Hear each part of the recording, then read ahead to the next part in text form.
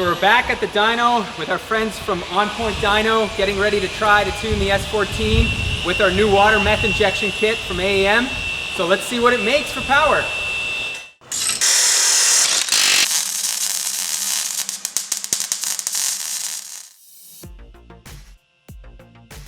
Before we get into the nitty-gritty here, I want to thank Cavill at makeitshine.ca for letting us use his shop for tuning. We were in a bind for a location and he came through last minute, so thank you. Alright, now on to the fun stuff. If you recall, I installed an AEM Methanol Injection system in a previous episode with the hopes of producing more power reliably.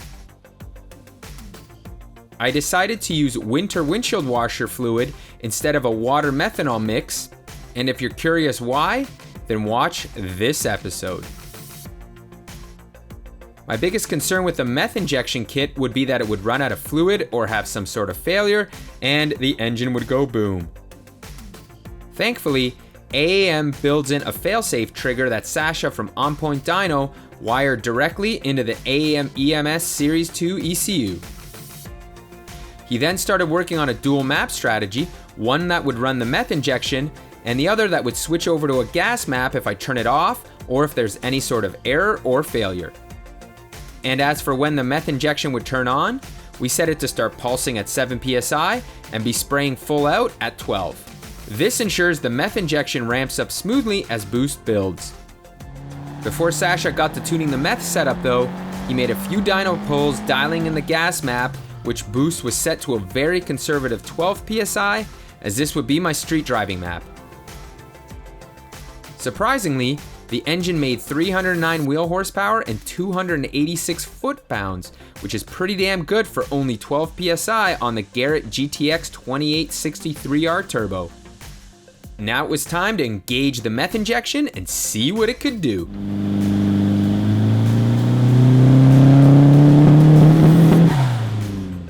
It would take a few pulls to get everything dialed in since meth introduces a cooler intake charge with more knock resistance. That means Sasha can turn up the boost and add timing while reducing the fuel level. And what does that all mean? More juice to the wheels.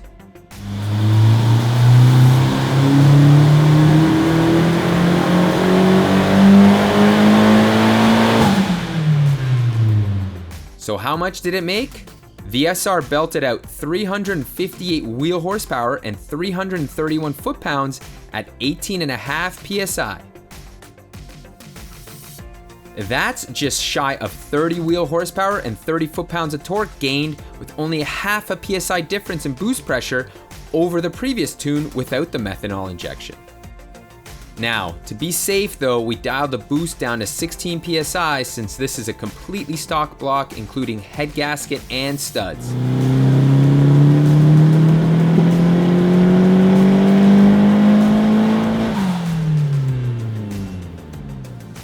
The end result is 340 wheel horsepower and 315 foot-pounds of torque at a rock solid 16 psi. Just look how flat and precise that boost pressure is thanks to an external wastegate. All right, Sasha, give me the lowdown on today's dyno session. Well, we integrated the meth system into the ECU. Yep. And the idea of what we were trying to do here was protect the engine in case the meth system stopped working. However, there was something that I was a little confused about in terms of wiring it up for the failsafe. You used the solenoid driver wire.